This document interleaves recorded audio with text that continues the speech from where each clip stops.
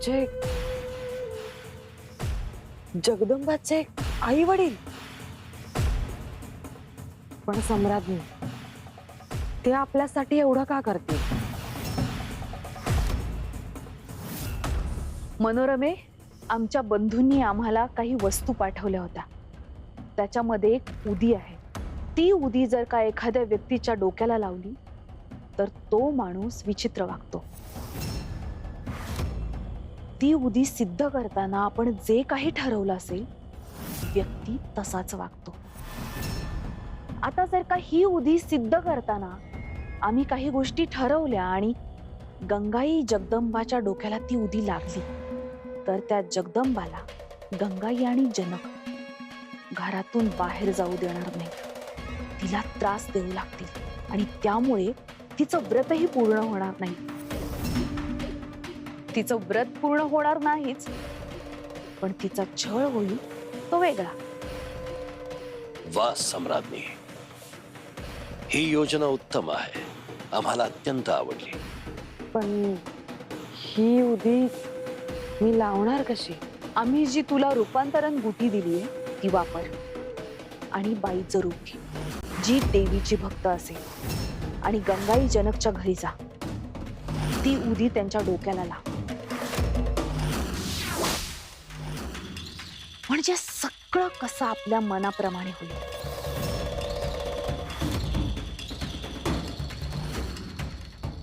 आता खरी मजा येईल.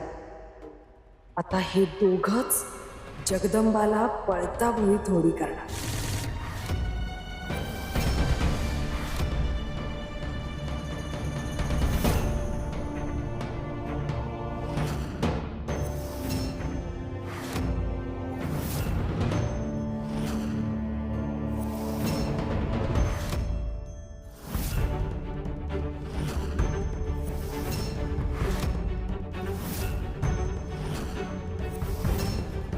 आली, आता खरी मजा सुरू होणार.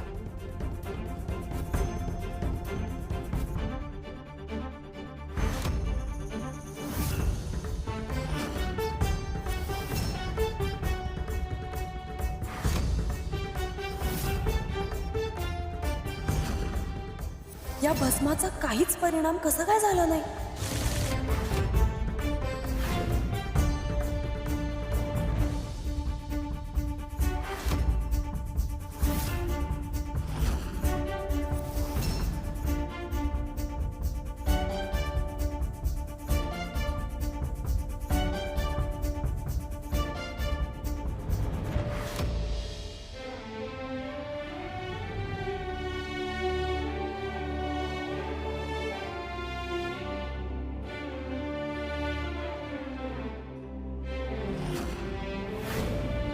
जगदंबा तर जास्तच शहाणी निघाली.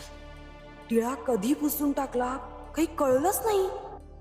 मनोरमे, आता काहीतरी नवीन योजना आखावी लागणार. मला माहितीये तुम्ही काळजीत आहात. मी इथून तुम्हाला सोडून जाईल ह्याची भीती वाटते ना तुम्हाला? पण काळजी करू नका, मी तुमचीच मुलगी आहे.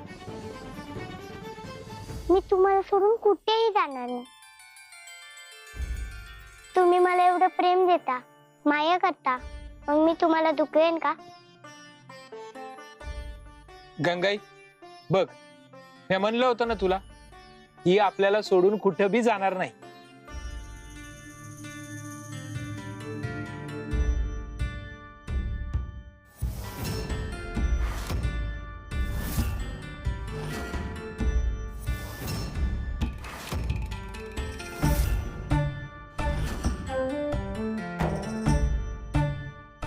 अशुभाची चावल मला योग्य वेळीच लागली.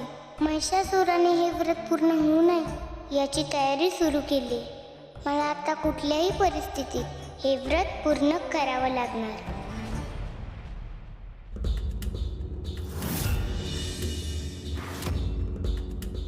सम्राज्ञी, अहो, मी अगदी ठरल्याप्रमाणे पूर्ण युक्तीने सगळी योजना अगदी यशस्वीरित्या पार पाडत होते. पण त्या जगदंबाने हुशारी करून ते भस्म पुसून टाकलं आणि घात केला. घात तिने नाही, तू केलायस आमचा मनोरमा. तुझ्यावर अवलंबून राहिल्यामुळे सगळ्या योजना फसत चालल्यात आमच्या. दरवेळी हा असा पडलेला आणि पराभूत झालेला चेहरा तुझा पाहून आम्हाला पश्चाताप होतोय. आणि काय ग, योजनेसाठी सगळी सामुग्री तुला दिली तरी सुद्धा साधी एक गोष्ट जमली नाही तुला. सम्राज्ञी, अहो जीवाच्या आकांतानं लढतीये मी तुमच्यासाठी. आता आयत्या वेळी हे असं सगळं झालं, त्याला आता मी काय करू? त्या जगदंबाला एकदमच काहीतरी जाणवलं, मग तिनं पकडलं आपल्याला. आता यात माझी काय चूक? तुझी नाही तर कोणाची चूक?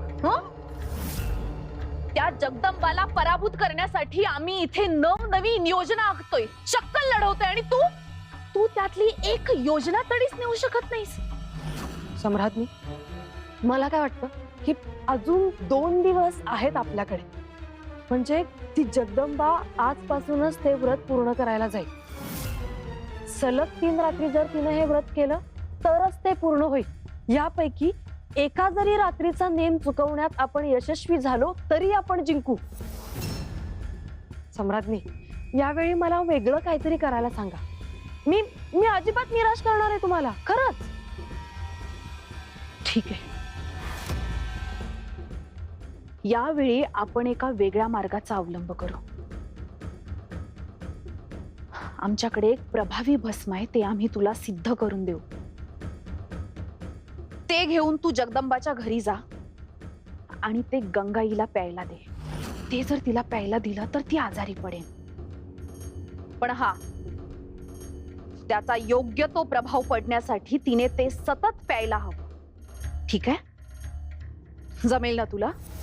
मनोरमे, आता हे तरी जमणार आहे का तुला? हो हो सम्राज्ञी, आहो. का नाही जमणार? नक्की जमणार. यासाठी एक मार्ग आहे.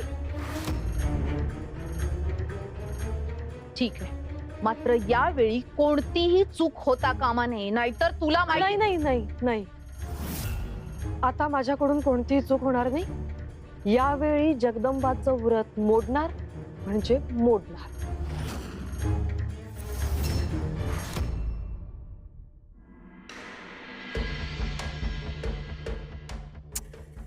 कधी येणार ही गंगाई?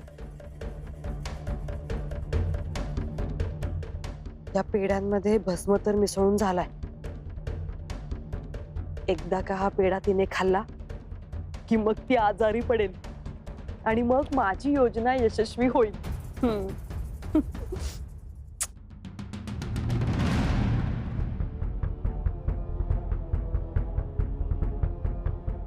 गंगाई,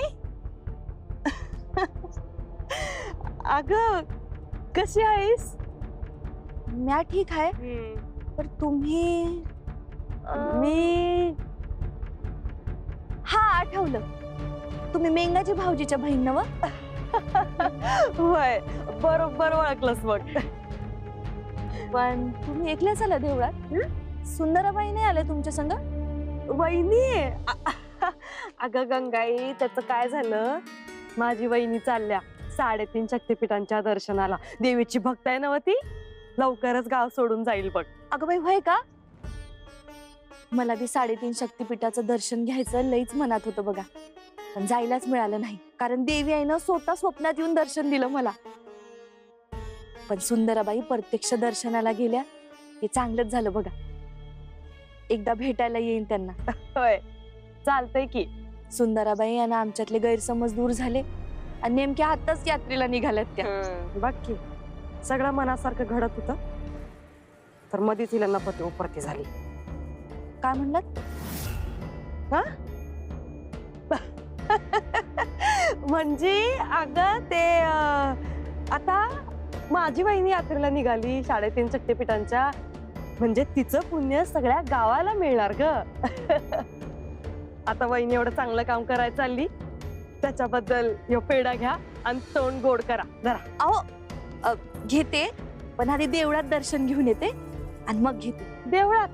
आत्ता आता कशा पायी? अहो जाशीला की नंतर. घ्या, देवीचा प्रसाद समजा, धरा धरा. अहो, खावा. तुम्ही घेतला का प्रसाद? मी? तुम्हीच?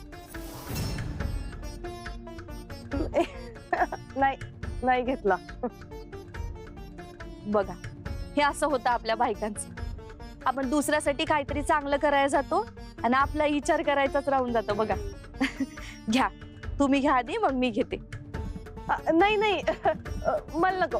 तुम्ही घेतलं नाही तर मी बी खाणार नाही बघा.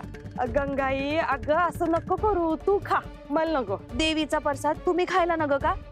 घ्या बघू आधी, खावा.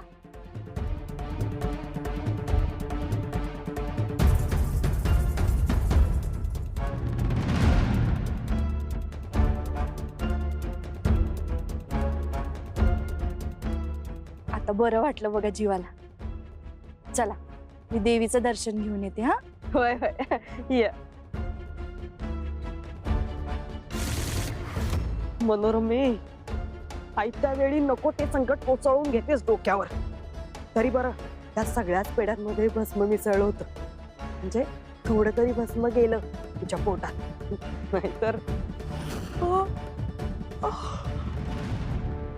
तिला पेढा देण्याच्या नादात हा मी पण खाल्ला, म्हण माझ्या पण पोटात भस्म. आता मी पण आजारी पडणार की काय? जाऊ दे, काहीही झालं तरी ही कामगिरी पूर्ण करायला हवी मनोरमे, आणि मी ती पूर्ण करून दाखवणारच. नंदी महाराज, तुम्ही म्हणाला होतात ना तुळजाची बोलून घ्या म्हणून. मी बोलले तिच्या बरोबर. तिनेच मला सांगितलं की मी आई बाबांना सोडून जायची गरज नाही. काय सांगताय? खरंच?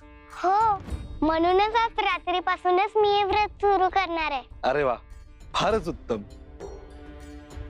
तुळजादेवी महादेवांना म्हणाल्या होत्या, एकदा का त्यांनी भूलोकावर सगळं सुयोग्य केलं की त्या पुन्हा कैलासावर जातील. खरंच